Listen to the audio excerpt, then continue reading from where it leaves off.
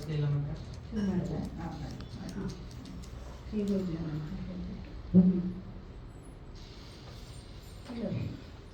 ಶ್ರೀ ಗುರುಭ್ಯೋ ನಮಃ ಹರಿ ಓಂ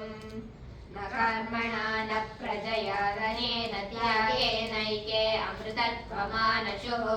ಸ್ವರೇಣ ನಾಕಂ ನಿಹಿತಂ ಗುಹಾಯಾಂ ವಿಭ್ರಾಜತೆ ತದ್ಯತಯೋ ವಿಶಂತಿ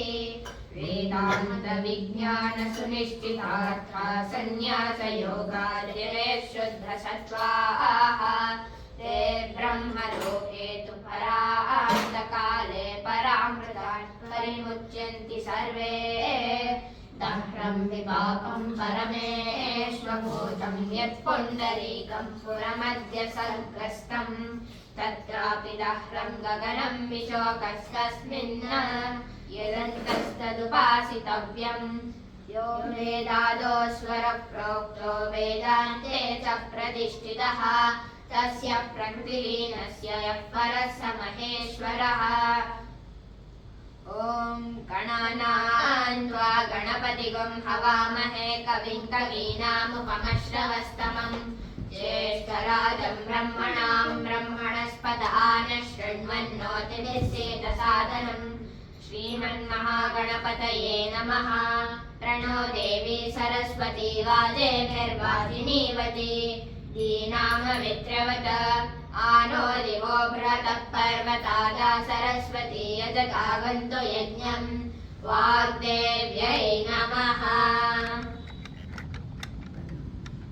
भद्रं कर्णेभिः शृणुयाम देवाः भद्रं पश्येमाक्षभिर्यजत्राः स्थिरैरङ्गैः सुश्रुवागुंसस्तनोभिः यशेम देवहितं यदायुः स्वस्ति न इन्द्रो वृद्धश्रवाः स्वस्ति नः पूषा विश्ववेदाः स्वस्ति नस्तार्क्ष्यो अरिष्टनेमिः स्वस्ति नो बृहस्पतिर्ददातु ॐ शान्ति शान्ति शान्तिः ॐ नमस्ते गणपतये त्वमेव प्रत्यक्षं तत्त्वमसि त्वमेव केवलं कर्तासि त्वमेव केवलं धर्तासि त्वमेव केवलं हर्तासि त्वमेव सर्वं खल्विदं ब्रह्मासि त्वं साक्षादात्मासि नित्यं ऋतं वच्मि सत्यं वच्मि अवत्वं माम् अववक्तारम् अवश्रोतारम् अवधातारम् अवधातारम् अवानूचानमवशिष्यम् अवपश्चात्तात् अवपुरस्तात् अवोत्तरात्तात् अवदक्षिणात्तात् अवचोर्ध्वात्तात् अवाधरात्तात् सर्वतो मां पाहि पाहि समन्तात् त्वं वाङ्मयस्त्वं चिन्मयः त्वमानन्दमयस्त्वं ब्रह्ममयः त्वं सच्चिदानन्दाद्वितीयोऽसि त्वं प्रत्यक्षं ब्रह्मासि त्वं ज्ञानमयो विज्ञानमयोऽसि सर्वं जगदिदं त्वत्तो जायते सर्वं जगदिदं त्वत्ततिष्ठति सर्वं जगदिदं त्वयि लयमेष्यति सर्वं जगदिदं त्वयि प्रत्येते त्वं भूमिरापो नलो निलो नभः त्वं चत्वारि वाक्पदानि त्वं गुणत्रयातीतः त्वम् अवस्थात्रयातीतः त्वं देहत्रयातीतः त्वं कालत्रयातीतः त्वं मूलाधारे स्थितोऽसि नित्यं त्वं शक्तित्रयात्मकः त्वां योगिनो ध्यायन्ति नित्यं त्वं ब्रह्मा त्वं विष्णुस्त्वं रुद्रस्त्वमिन्द्रस्त्वम् अग्निस्त्वं वायुस्त्वं सूर्यस्त्वं चन्द्रमास्त्वं ब्रह्म भूर्भुवस्फुरों गणादीं पूर्वमुच्चार्य वर्णादीं तदनन्तरम् अनुस्वारः परतरः अर्धेन्दुरसितं तारेण रुद्धम् एतत्तव मनुस्वरूपम् तकारः पूर्वरूपम् अकारो मध्यमरूपम् अनुस्वारश्चान्त्यरूपम् इन्दुरुत्तररूपम् नादसन्धानम् संहिता सन्धिः शैषा गणेश विद्या गणक ऋषिः गायत्री छन्दः श्रीमन्महागणपतिर्देवता ॐ गं गणपतये नमः एकदन्ताय विद्महे वक्रतुण्डाय धीमहि तन्नो दन्तिः प्रचोदयात् एकदन्तं चतुर्हास्यं पाशमं कुशधारिणं प्रदं च वरदं हस्ते बिभ्राणं मोषकध्वजं रक्तं लम्बोदरं शोर्पकर्णकं रक्तवाससं रक्तगन्धानुलिप्ताङ्गं रक्तपुष्पैः सुपूजितं भक्तानुकम्पिनं देवं जगत्कारणमच्युतम्